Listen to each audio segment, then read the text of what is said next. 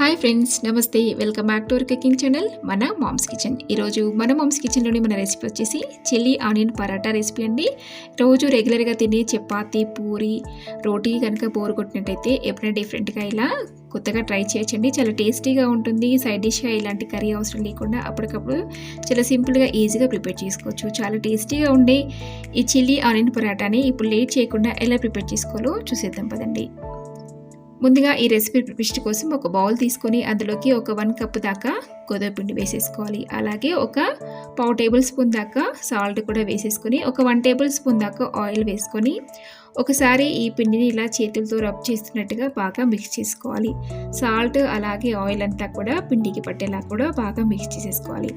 అలాగే ఇప్పుడు బాగా మిక్స్ చేసేసుకున్న తర్వాత మనం కొద్దిగా వాటర్ యాడ్ చేసుకుంటూ ఈ పిండిని మెత్తని డౌలా మనం ప్రిపేర్ చేసుకోవాలి. రెగ్యులర్గా మనం చపాతీ పిండికి ఎలా అయితే ప్రిపేర్ చేస్తామో అలాగే ఈ పిండిని కూడా కలుపుకోవాలి. మొత్తం ఒకేసారి వాటర్ యాడ్ చేయకుండా కొద్దిగా వాటర్ యాడ్ చేసుకోవాలండి. మనం ఈ పిండిని ఇలా బాగా నీట్ చేస్తూ బాగా మిక్స్ చేసుకోవాలి. చూడండి, ఇలా బాగా మిక్స్ అయిపోయింది కదా. కన్సిస్టెన్సీ అనేది ఇలా ఉండేలా చూసుకోవాలండి. మరీ హార్డ్గా కాకుండా మరీ మెత్తగా కాకుండా ఇలా మీడియంలో ఉండేలా చూసుకోవాలి. ఇప్పుడు ఇలా మిక్స్ చేసుకున్న దాన్ని మూత పెట్టేసుకుని ఒక 30 మినిట్స్ మనం పక్కన పెట్టేసుకోవాలి. ఈలోపు మనం స్టఫింగ్ కోసం ఇక్కడ ఒక బౌల్ తీసుకొని అందులోకి ఒక చాప్ చేసి పెట్టుకున్న ఆనియన్, అలాగే ఒక 2-3 పచ్చిమిర్చిలా సన్నగా తరిగింది, అలాగే ఒక కట్ట కొత్తిమీర కూడా వేసేసుకొని కొద్దిగా పసుపు అలాగే కారం, సాల్ట్ కూడా వేసేసుకొని ఇదంతా కూడా బాగా మిక్స్ చేసుకోవాలి.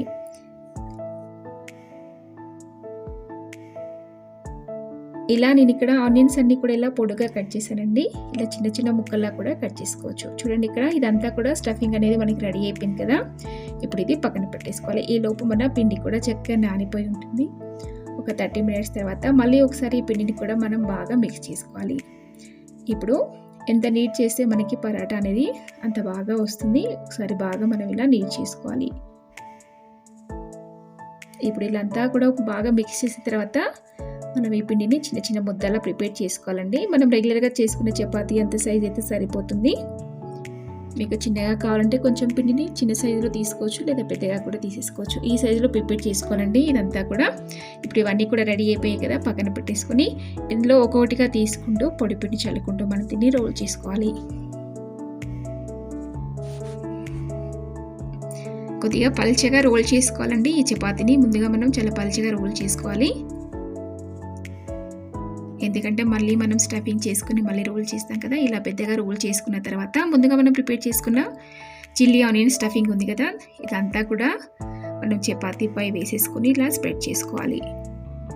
ఒక 2-3 స్పూన్స్ తీసుకోండి. మరీ ఎక్కువ స్టఫింగ్ చేసామంటే ఏమవుతుందంటే మనం ఆనియన్స్ అంతా స్టఫింగ్ అంతా కూడా బయటికి వచ్చేసింది.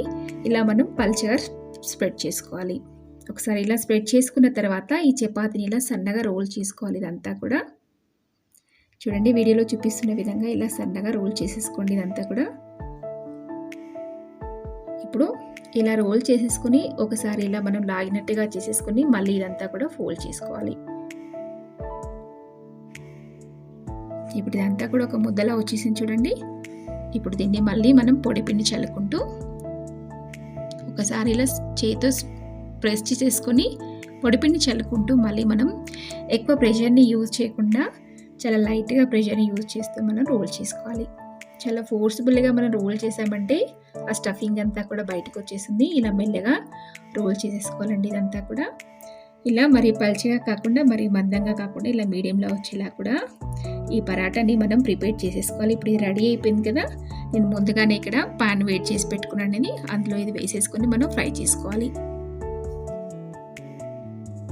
ఒకవైపు చక్కగా ఫ్రై అయిపోయిన తర్వాత మనం టర్న్ చేసుకుని రెండో వైపు కూడా చక్కగా ఫ్రై చేసుకోవాలి. చాలా ఫాస్ట్గా అయిపోతుందండి. చాలా సింపుల్గా ప్రిపేర్ చేసుకోవచ్చు. అండ్ సైడ్ డిష్గా ఎలాంటి కర్రీ లేకుండా అప్పటికప్పుడు ఈజీగా తినేయచ్చండి. చాలా టేస్టీగా ఉంటుంది. ఒకసారి డెఫినెట్గా ఇదే ప్రాసెస్లో మీరు కూడా ట్రై చేయండి.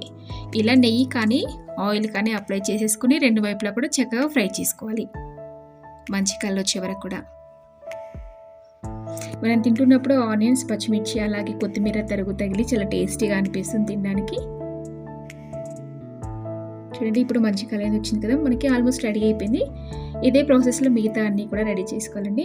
ఇది మనకి ఇక్కడ ఈ పరాటా రెడీ అయిపోయింది కదా, నేను ఒక ప్లేట్లోకి తీసేసుకుంటున్నాను. చూసారు కదా ఫ్రెండ్స్, చాలా టేస్టీగా ఉండే చిల్లీ ఆనియన్ పరాటా రెడీ అయిపోయింది కదా. మీరు కూడా డెఫినెట్గా ట్రై చేయండి. అలాగే మీకు ఎలా వచ్చిందో నాతో కామెంట్ బాక్స్లో షేర్ చేసుకోండి. రైతాతో సర్వ్ చేస్తే చాలా టేస్టీగా ఉంటుంది.